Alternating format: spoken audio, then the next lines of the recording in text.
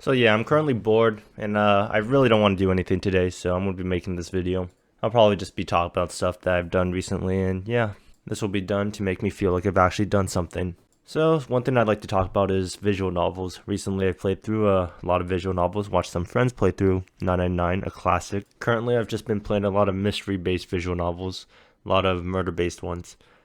A few months ago, I played through the Somnium series, both games. It was a very enjoyable experience. The first game had a better story and better murder mystery overall, while the second game had better gameplay mechanics. Although you don't really play a visual novel for gameplay. I also don't know why, but playing through it, I felt like the graphics were slightly better. But I don't know if that's just a misconception on my part. Paranormal Sight is the next visual novel I played through. It was a pretty interesting horror-based visual novel, but it was really only scary for the first hour or so.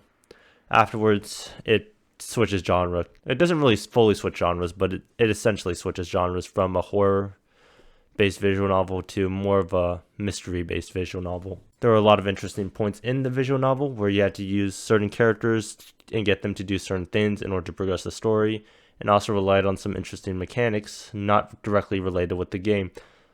This is a bit of a spoiler, I guess, but one thing that you had to do for one of the mysteries, or one of the puzzles, to get past the puzzle, was to decrease the sound settings. And that was pretty cool.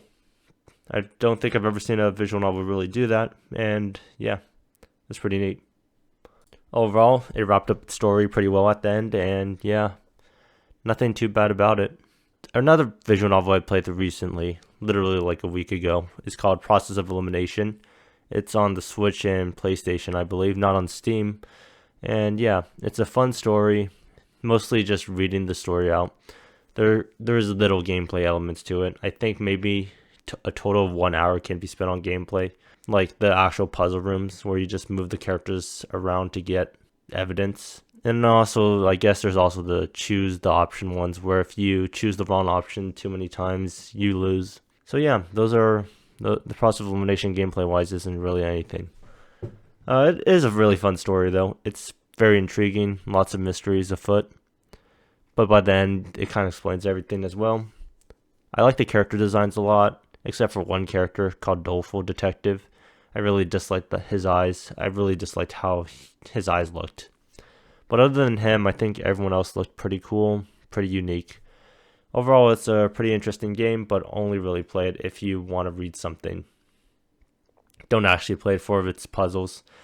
I think it would need like a DLC expansion pack if wanted to expand more on that part. But even then, I feel like they'd have to introduce a lot more mechanics because the puzzles are very simple at the core. Anyway, speaking of puzzles, there is a major base puzzle game that I watched my friends play through for the first time called 999 Zero Escape, a classic. They played it on PC, the remastered version, whatever you want to call it, the new version. They played through the first game, 999, as I said, but it was really fun to see them struggle. Just to see them get stuck at certain places and then get to see the reactions while reading the story. Because 999 is a classic. It's got such a great story. The puzzles are also pretty unique.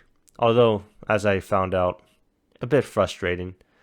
And yeah, I don't really know how you'd improve it. It's just an issue with the genre since you have to check everything in every single room. It's an escape room. That's the main point. But one of them got stuck on the first puzzle for like 30 minutes, didn't check underneath the pillow, thought they checked underneath the pillow, so they never even thought of doing that. And yeah, they got stuck. It was pretty fun to watch in person, though, like live. You just see one of them get past it, and they're having a great time reading the story. And you have two other people silently struggling, trying to get past this puzzle. And in your head, you're just thinking, why don't you check the fucking pillow? Another game that I've been playing recently that I'm having a bit of issues with now is called Nike, Goddess of Victory. It's a mobile game also on PC though. And yeah, the gameplay is overall pretty fun. The units are pretty cool. The story is really good, although it's a bit lacking at a certain point. But yeah, it's pretty good overall. The current events also really nice, ties in as a backstory to the main game. You get some great looking characters. There's Dalek, Snow White. All of those characters are great. The issue with Nike though is that there's something called the 160 wall. It's a moment where many players are stuck at because it's very difficult to get past because it requires you to have really good RNG. The 160 wall can only be broken by having 5 SSR units and having 3 dupes of them. Basically, for each dupe, you get an additional star on the SSR. And as a result, it's very difficult to get past because getting an SSR is already pretty rare, right? It's a 4% chance on a normal banner, 1% chance if it's a Pilgrim, which is like a special SSR. And yeah, you have to get dupes, and it's very difficult because it's entirely RNG based. Anyways, I've been stuck at it, and it kind of feels like I'm Kaiji playing the fucking bog here, the pachinko machine. I'm just inserting my currency into the pachinko machine, and it's just turning up shit. I hate it. If I can't get past the bog within the next like 18 days, I'm probably going to quit Nike. FGO is pretty good. It's currently in the stall period for me because I'm waiting for Lost Belt 6 to come out. It's coming out next month, and at that point, it's going to be like reading another visual novel because apparently that thing's longer than the Bible or something like that. Another thing I've been getting into is animation, specifically the Internet Yamuro animation from, what's it called? Internet Idol? Suicide Internet Idol? It's a visual novel too. I really forgot its name. I'll search it up and I'll probably put it in the video. Oh, Internet Idol Overdose? Something like that. Anyways, I thought the pointing fingers dance was pretty cool, so I made my own version, but it's really shitty since I don't know how to animate. And then after watching Yuko P's latest music video, and I saw JoJo's version of it, I thought it was really cool. So I tried to make my own, and it turned out really scuffed, so I'm thinking of scrapping that project. Don't really know if I'll continue it, since I've only done one part. But yeah, those are my thoughts currently.